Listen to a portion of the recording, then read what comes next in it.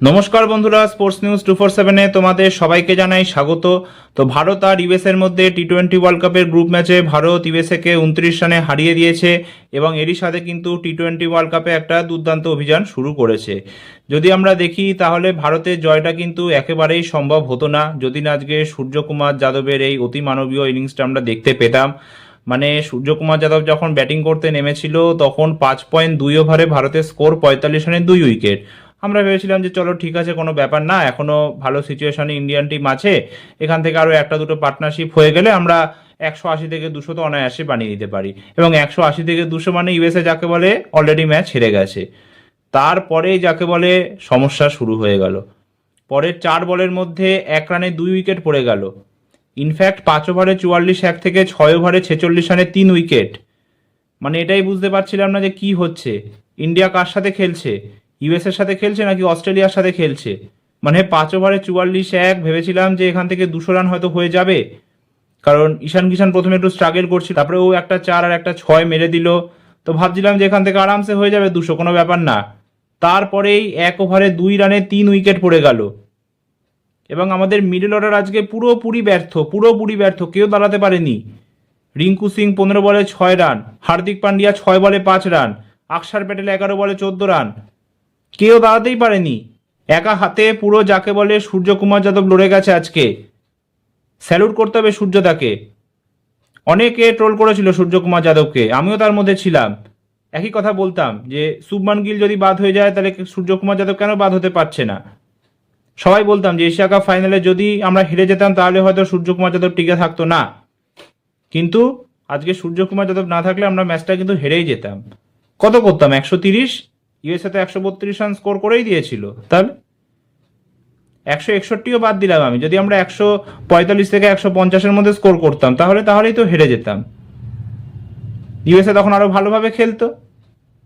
তাহলে দুর্দান্ত একটা ইনিংস। এবং এই নিউজিল্যান্ড সিরিজ থেকে কিন্তু সূর্যকুমার যাদবকে আমরা দেখেছি যে ফর্মে ফিরে এসছে।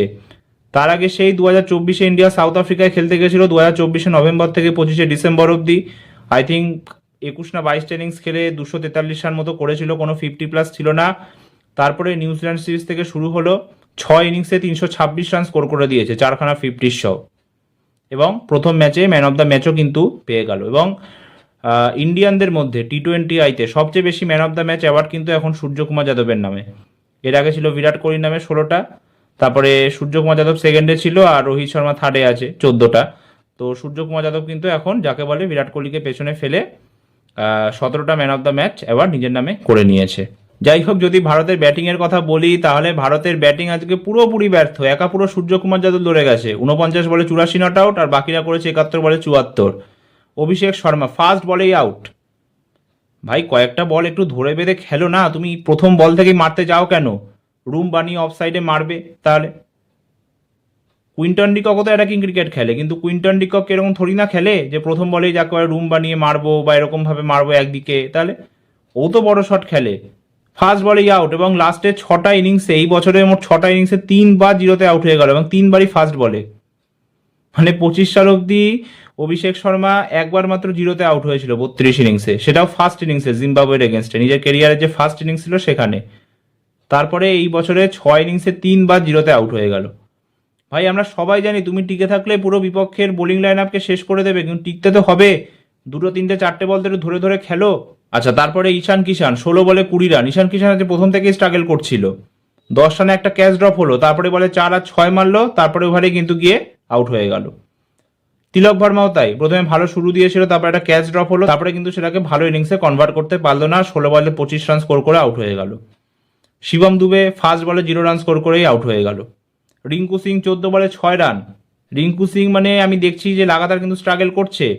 নিউজিল্যান্ডের এগেন্সে যে 4 টি-20 ম্যাচ হয়েছিল সেখানেও 30 বল খেলে 39 not out score 39 run score করেছিল। আই থিঙ্ক সেকেন্ড না থার্ড ওভারে ব্যাটিং করতে নেমেছিল, 200+ টার্গেট ছিল। এবং স্পিনারদের এগেন্সে কিন্তু স্ট্রাইক রোটেট করতে পারছে না, এটা কিন্তু একটা চিন্তার বিষয় রয়ে গেছে। এছাড়া যে 5 টি-20 হয়েছিল সেখানেও লাস্টের দিকে নেমে আই থিঙ্ক 7 না 8 বলে 8 রান স্কোর করেছিল এরকম।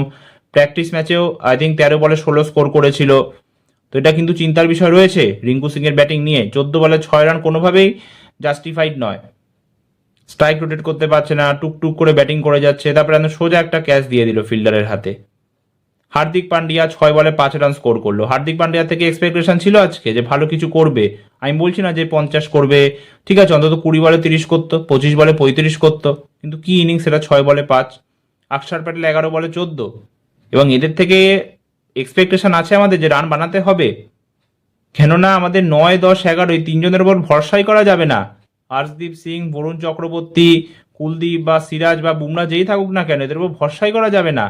মানে 6 বলে 3 রান দরকার, ইন্ডিয়ার 8 উইকেট পড়ে গেছে, হর্ষদীপ আর বরুণ ব্যাটিং করছে, তাও ভরসা করতে পারবে না যে ইন্ডিয়া এখান থেকে ম্যাচ অন্তত টাই করতে পারবে কিনা, সেই ভরসাটুকুও করা যাবে না। এটা এমন খেলে তিনজনেই। তো এই হচ্ছে ব্যাপার। ইন্ডিয়া 20 ওভারে 161 রান স্কোর করে, পুরোপুরি সূর্যকুমার যাদবের ক্রেডিট, এবং লাস্ট ওভারে মানে সৌরভ নেত্রাপালকারকে মেরে ফাটিয়ে দেয় পুরো, 21 রান স্কোর করে লাস্ট ওভারে গিয়ে। আচ্ছা, তারপরে ইন্ডিয়া ইউএসএ ব্যাটিং করতে নামে, এবং আমাদের বোলাররা দুর্দান্ত বোলিং করেছিল। 161 রান যখন তুলে দিয়েছিল তখনই আমরা ধরে নিয়েছিলাম যে ইন্ডিয়া ম্যাচ জিতে যাবে, কারণ আমাদের বোলাররা দেখেছি এরকম 160, 170, 180 টার্গেট অনায়াসে ডিফেন্ড করে দিয়েছে এর আগেও। তো মোহাম্মদ সিরাজ 3খানা উইকেট নিয়েছে, এবং সিরাজ কিন্তু দুর্দান্ত বোলিং পারফরমেন্স করেছে। মানে দুদিন আগেও মানে সিরাজ এই টিমে ছিল না, তারপরে হর্ষিত রানা ইনজিওর্ড হয়ে যায়, সিরাজ ওকে রিপ্লেস করে T20 ওয়ার্ল্ড কাপ স্কোয়াডে, এবং এখানেও কিন্তু খেলার কথা ছিল না এই ম্যাচে। বুমরা মানে অসুস্থ হয়ে যায়, তো বুমরাকে রিপ্লেস করে, এবং যাকে বলে সিরাজ এসে কিন্তু 3খানা উইকেট নিয়ে নেয়, এবং প্রথমে 2 ওভারে 2খানা উইকেট নিয়ে নেয় একসময়, এবং লাস্টে একটা দুর্দান্ত এলবিডব্লিউ আউট করলো শুভমকে, এবং লাস্ট বলে উইকেট নিয়ে নিল। এছাড়া হর্ষদীপ সিংও 2খানা উইকেট নিয়েছে, আর বরুণ চক্রবর্তী 1খানা উইকেট নিয়েছে, আর অক্ষর প্যাটেলও যাকে বলে এখান থেকে কিন্তু 2খানা উইকেট নিয়েছে।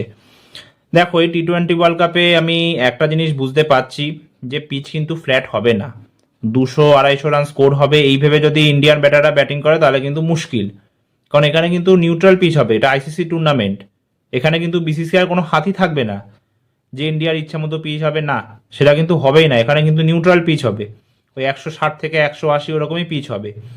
ওয়েস্ট ইন্ডিজ স্কটল্যান্ড ম্যাচে ওয়েস্ট ইন্ডিজ ফার্স্টে ব্যাটিং করে 182 রান স্কোর করে, তাহলে ওয়েস্ট ইন্ডিজের যা ব্যাটিং লাইন আপ, 200 রান তো স্কোর করারই কথা, কিন্তু এটা করতে পারেনি, স্কোর 182 স্কোর করেছিল। আজকের ম্যাচেও ইউএসএর এগেনস্টে আমরা 161 রান স্কোর করলাম।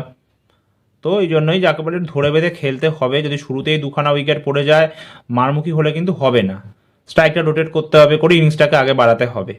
বাকি আর একটা জিনিস বলতে চাই যে 2016 সালের T20 ওয়ার্ল্ড কাপের মতো এটাও কিন্তু হোম ওয়ার্ল্ড কাপ হচ্ছে, তো আশা রাখি এটাই যে একটা প্লেয়ারের ওপর যেন ডিপেন্ডেন্ট না হয়, যেমন 2016 T20 ওয়ার্ল্ড কাপে আমরা বিরাট কোহলির ওপর পুরো ডিপেন্ডেন্ট ছিলাম, তো সেটা যেন না হয়, বাকিরা যেন পারফর্ম করে, কারণ আইসিসি টুর্নামেন্টে যতক্ষণ না তুমি পারফর্ম না করবে ততক্ষণ তোমাকে গ্রেট প্লেয়ার কিন্তু বলা হবে না।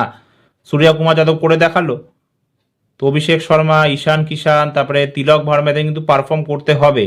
আই থিঙ্ক সো কি এরকম ম্যাচ আর আসবে না আমাদের T20 ওয়ার্ল্ড কাপ বাকি ম্যাচগুলোতে, এবং কনভিনসিংলি আমরা জিতবো, এবং আই থিঙ্ক 14টা ম্যাচে আমরা আনবিটেন আছি আইসিসি টুর্নামেন্টে। T20 ওয়ার্ল্ড কাপ 2024-এ 8টা ম্যাচ, চ্যাম্পিয়ন্স ট্রফির 5টা ম্যাচ 2025-এর, আর এখানে হচ্ছে একটা ম্যাচ, এবং যদি আমরা এশিয়া কাপও কাউন্ট করি তাহলে 21টা ম্যাচে আমরা আনবিটেন আছি মাল্টি ন্যাশনাল টুর্নামেন্টে। তো এখানেও যেন আনবিটেন থেকে চ্যাম্পিয়ন হতে পারে, এটাই হচ্ছে কথা। আর বাকি ইউএসএর টিমকে একটাই কথা বলতে চাই যে আজকের ম্যাচের প্রতিশোধ যদি নেওয়ারই হয়, পরের ম্যাচ পাকিস্তানের সাথে আছে 10 তারিখে, সেই ম্যাচে প্রতিশোধ নিয়ে নিয়েও কোনো ব্যাপার না। বাকি যখন ম্যাচ শেষ হয়ে গেছিল তখন সূর্যকুমার যাদবকে জিজ্ঞেস করা হয়েছিল যে ওয়াশিংটন সুন্দরের অবস্থা কেমন, তো সূর্যকুমার যাদব কনফার্ম করেছে যে ওয়াশিংটন হচ্ছে যাকে বলে পরের ম্যাচে ইন্ডিয়ান টিমের সাথে জয়েন করবে দিল্লিতে, তো আশা করি যেন ওয়াশিংটন টিমে ফিরে আসে। এছাড়া বুমরাকেও বললো যে শরীর অসুস্থ ছিল, তো ফিট হয়ে যাবে, অসুবিধা নেই। তো যাই হোক 29 রানে জিতলাম, কিন্তু ওটাই হচ্ছে ব্যাপার যে নাম্বার 1 টিম আমরা, এই মুহূর্তে বেস্ট টিম আমরা, তো 29 রানের জয়টা কোনোভাবে মেনে নেওয়া যায় না, তাও সেটা ইউএস এর মতো টিমের এগেনস্টে। যদি 49-59 হতো তাহলে বেস্ট হতো। তো আশা করি যেন বাকি ম্যাচগুলোতে এরকম ব্যাটিং ফেলিওর না হয়, সবাই যেন কন্ট্রিবিউট করে, কারণ বড় টিমের এগেনস্টে কিন্তু এরকম ব্যাটিং ফেলিওর হলে জেতা মুশকিল হয়ে যাবে, বড় টিম কিন্তু তোমাকে সুযোগ দেবে না, যেটা আজকে সূর্যকুমার যাদব করলো। তো এই ভিডিওটা এতটাই, ভালো লাগলে প্লিজ ভিডিওটা লাইক শেয়ার আর চ্যানেলটা সাবস্ক্রাইব করতে ভুলবে না। ভিডিওটা কেমন লাগলো প্লিজ কমেন্ট করতে ভুলবে না। তো একটা নতুন ভিডিও নিয়ে তোমাদের সামনে আমি আবার উপস্থিত হব, ততক্ষণ সুস্থ থেকো, সাবধানে থেকো, ধন্যবাদ।